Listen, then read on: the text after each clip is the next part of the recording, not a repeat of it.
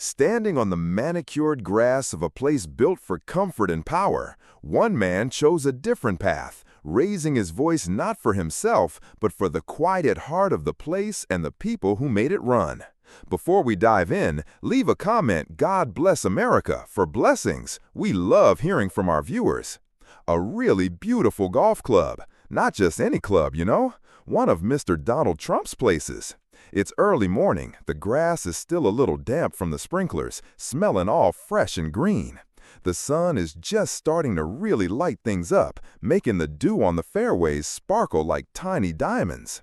Everything is perfect, just the way it's supposed to be. The bunkers are raked so neat they look like little sand sculptures. The greens are smooth as glass, and the trees lining the course stand tall and majestic, like silent guards. This is the place Ethan manages. Ethan's the guy you see in the picture, in that sharp green polo shirt. He's been running this club for years, way before it had the famous Trump name attached to it. He knows every inch of the course, every tricky little slope on the greens, and exactly how the light hits the 18th hole at sunset. More importantly, though, he knows the people who make this place run.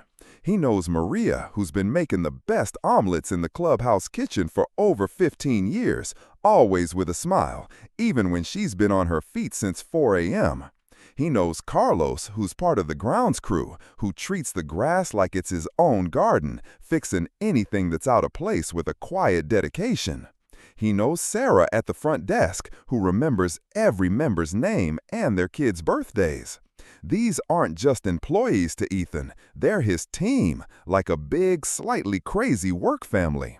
He sees them every day, hears about their lives, their kids, their worries. This club isn't just a business to them, it's how they pay the rent, put food on the table, send their kids to school. It's their stability. Ethan was doing his usual rounds that morning, checking that everything was just right before the first golfers teed off. He had his arms crossed, like you see in the picture, a habit he had when he was thinking or just taking everything in. He felt good. The course was in top shape, the weather looked promising, and the morning buzz of the staff getting ready was a familiar, comforting sound. But there was also a little knot of tension in his stomach. Mr. Trump was coming for a visit today. Now, Mr. Trump owns a lot of places, and he's also, the president. The 47th president, if you're keeping track, back in the White House since early 2025. So when he visits one of his properties, it's a big deal. Lots of security, important-looking people in suits, and a whole different kind of energy fills the air. It's exciting, sure, but it's also unpredictable. You never quite know what he's going to want or what ideas he's going to have. The cars around mid-morning, big black SUVs, shiny and serious. Out stepped Mr. Trump, looking just like you'd expect, that signature suit, the red tie, the confident stride. He had a few people with him, some security guys and a couple of younger folks in sharp suits who looked like they were there to take notes and follow orders. Mr. Trump liked to look around, point at things, make comments. He walked with that familiar posture, surveying everything like it was all part of his grand plan. Ethan met him, offering a respectful greeting. Mr. Trump gave him a nod, maybe a quick handshake, already talking a mile a minute about the condition of a certain tee box or the speed of a green. Ethan answered his questions, explaining the recent work they'd done, feeling that familiar mix of pride in the club and slight anxiety about the boss's mood. They spent some time riding around in golf carts, looking at different holes.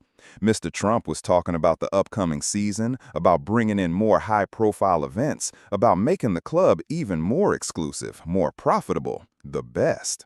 Ethan listened, adding his professional opinion when asked, focusing on the golf side of things, the guest experience. Then Mr. Trump steered the conversation in a direction that made the knot in Ethan's stomach tighten. They were near the clubhouse, the sounds of staff working faintly in the background. Mr. Trump stopped the cart and turned to Ethan, one of the younger note-takers immediately stepping closer, pen ready. "Ethan," Mr. Trump began, his voice shifting to a more serious business tone, the kind that meant decisions were being made. "I've been looking at the numbers for the club. Great place, really great place. Everyone tells me how good it is. But, we always need to be looking for ways to be more efficient, more profitable. Ethan nodded, waiting. Efficient wasn't usually a word that made him feel good in these conversations. "We need to trim the fat," Mr. Trump continued, using a phrase Ethan had heard him use before, both in business and in his public life. "Costs are too high, especially personnel costs." And there it was, the knot in Ethan's stomach twisted. Personnel costs. That meant the staff. "I've decided," Mr. Trump said, looking past Ethan for a moment, maybe toward the clubhouse doors, "we're going to make some adjustments. We need to cut overall payroll by, let's say, 20%. We'll reduce hours for a lot of the part-time staff, maybe consolidate some positions. Look at restructuring the pay scales for some of the longer-term people too, bring them more in line with market rates." Ethan felt a cold wave wash over him. 20%. Reduce hours, restructure pay. For people like Maria, Carlos, Sarah, people who were already working hard, often for wages that were good but not exactly getting rich. Market rates? For long-term staff, that often meant cutting their pay, making them take a step backward after years of loyal service. He tried to keep his expression neutral, but he could feel his jaw clenching. "Mr. Trump," he said, his voice careful, "I understand the need for efficiency, sir, but our staff, they are the heart of this club. They are incredibly loyal. They work incredibly hard. They're the reason members keep coming back, the reason this place runs so smoothly. Cutting their hours and pay?"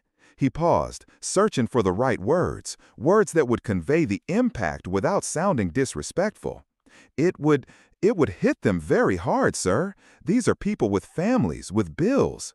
Mr. Trump waved a hand, a dismissive gesture. "Everyone has bills, Ethan. That's life. This is business. We're running a high-end operation here. We need to run it smartly. Look, other clubs, other businesses, they do this all the time. It's standard practice. You gotta be lean. You gotta be agile. This isn't a charity." "Sir, with all due respect," Ethan pressed gently, "our staff go above and beyond. Carlos and his crew are out here before dawn, sometimes working late into the evening to get the course ready after bad weather. Maria comes in on her days off if someone is sick. Sarah stays late to help members with last-minute requests. That kind of dedication, you can't put a price on that, and you certainly can't buy it by cutting their pay and hours." "Nonsense," Mr. Trump said, his tone hardening slightly. "They get paid for a job, a fair wage. Loyalty is nice, but numbers are numbers. The market is the market. We need to operate within the market.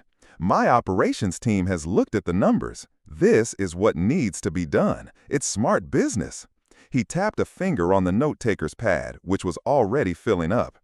"Get a plan together, Ethan. Start implementing it next week. We need to see results quickly." Ethan's arms crossed tightly over his chest, just like you see in the picture. He wasn't just thinking now, he was steeling himself. He knew what this meant for his people. He pictured Maria worrying about making her rent payment, Carlos stressed about buying new shoes for his kids, Sarah losing those extra hours she used to save up for something special. It wasn't just a business decision to him, it felt like a punch to the gut of the place he cared about and the people he cared about even more. They walked a little further, the manicured grass soft under their feet. Mr. Trump was pointing out a tree he thought needed trimming, talking about aesthetics, the look of the place. Ethan walked beside him, his mind churning. He had to say more. He couldn't just agree and go tell his team that their hard work and loyalty were being rewarded with less pay and fewer hours. He stopped walking and turned to face Mr. Trump directly. This was the moment, out in the open, just the two of them really, with the distant golf carts and trees as witnesses. The tension in the air, usually reserved for a tricky shot over water, felt thick and heavy. "Mr. Trump," Ethan said, his voice clear but steady. He wasn't raising it, but he wasn't backing down either. It was the voice of someone who knew his subject, who knew the reality on the ground. "Sir, I have to be honest. This isn't just about numbers on a spreadsheet. This is about people who have given years of their lives to this club. They've been here through quiet times and busy times. They've worked double shifts when needed. They've come in on holidays. They've made sacrifices for this place." He gestured around them, taking in the perfect condition of the course. This level of quality, he continued, it doesn't happen by accident. It happens because people like Carlos and his team put in back-breaking work day after day. The welcoming atmosphere in the clubhouse, the smooth service, that's Maria, Sarah, and everyone else. They aren't just cogs in a machine, sir. They are the machine. They are the experience. Mr. Trump stopped walking too, turning to face Ethan fully. His expression, usually so confident and commanding, now held a flicker of impatience, perhaps surprised that his manager was pushing back like this. He was used to people saying, "Yes, sir." "Ethan, I appreciate your sentimentality," Mr. Trump said, using the word like it was a weakness. He made the gesture with his hand, open palm slightly raised, that often accompanied his points, the one you see in the picture. It wasn't quite a wave goodbye, but a gesture that said, "I've heard enough, my decision is made." But business is business. We have costs, we have revenues. We need to increase the margin. It's simple economics. We're giving people jobs, good jobs. That's the main thing. "It's more than just a job for them, sir," Ethan countered, standing his ground. His arms were still crossed, a physical representation of his stance, his refusal to easily accept this. "It's their livelihood. It's their community. If we cut their pay and hours significantly, some of them won't be able to make it work. We'll lose good people, people with skills, with institutional knowledge, with that priceless loyalty. Replacing them will cost money, take time, and we'll lose the quality, the consistency that makes this club special. The members will notice. It will hurt the reputation, the brand." He looked directly at Mr. Trump, making sure his message landed. "Saving a little money on payroll now could cost us a lot more in the long run, sir. In quality, in service, in member satisfaction. And it feels wrong to do that to people who have been so dedicated." Mr. Trump's face was starting to show a hint of red, not just from the sun. His expression grew stern. He was used to being the one telling people how things were going to be, used to his decisions being accepted without argument, especially at his own property, by his own employee. "Ethan, you're getting emotional," Mr. Trump said, his voice sharper now. "This is a business decision, a smart business decision, the best. My team reviewed the numbers. This is necessary. You are the manager. Your job is to implement the plan, not argue about it." He took a step closer, his gaze intense. "Let me be clear, Ethan. We are doing this. The cuts are happening, 20%. Get the plan ready. This is non-negotiable." Ethan felt a rush of heat go up his neck. Non-negotiable. He understood orders. He understood hierarchy. But he also understood right and wrong. And he understood his responsibility to the people who trusted him, the people who worked tirelessly under his management. He thought of Maria's tired but smiling face, Carlos's quiet pride in his work. He uncrossed his arms, letting them hang by his sides. A small physical shift, but significant. It was a sign he wasn't just defending himself, but standing ready. "Mr. Trump," Ethan said, his voice quieter now, but resonating with a deep conviction that surprised even himself. "Sir, I cannot honestly stand in front of my staff and tell them that after everything they've given to this club, we are cutting their livelihoods because of efficiency. I can present the plan, yes, that is my job, but I cannot do it without making it clear that I believe this is a mistake and that these people deserve better, much better." He paused, swallowing. The weight of his words hung in the air between them. He knew he was risking everything, his job, his career, his financial security. But looking at Mr. Trump, seeing the dismissal in his eyes for the people Ethan valued, he couldn't back down. Mr. Trump stared at him for a long moment. His expression was unreadable, A mix of annoyance, perhaps a grudging, almost imperceptible flicker of something else. Surprise? He didn't say anything immediately. The note-taker stood frozen, pen poised. The distant sound of a lawnmower seemed incredibly loud in the sudden silence. Finally, Mr. Trump spoke, his voice low. "You understand who you are talking to, Ethan? You understand whose club this is?" "Yes, sir," Ethan replied, meeting his gaze directly. It wasn't easy. It went against every instinct cultivated over years in the service industry. Be agreeable, be accommodating. The customer is always right. The owner is always right. But he stood firm. "I do. And I understand the people who keep it running, who rely on it."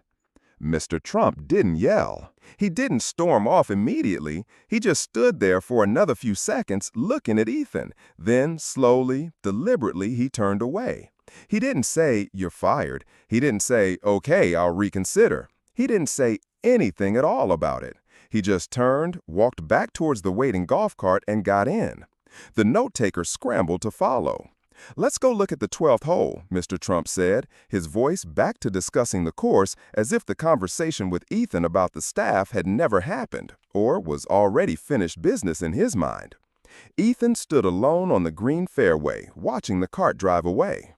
The sunlight felt warm on his face, but he felt cold inside. His heart was pounding. He had done it.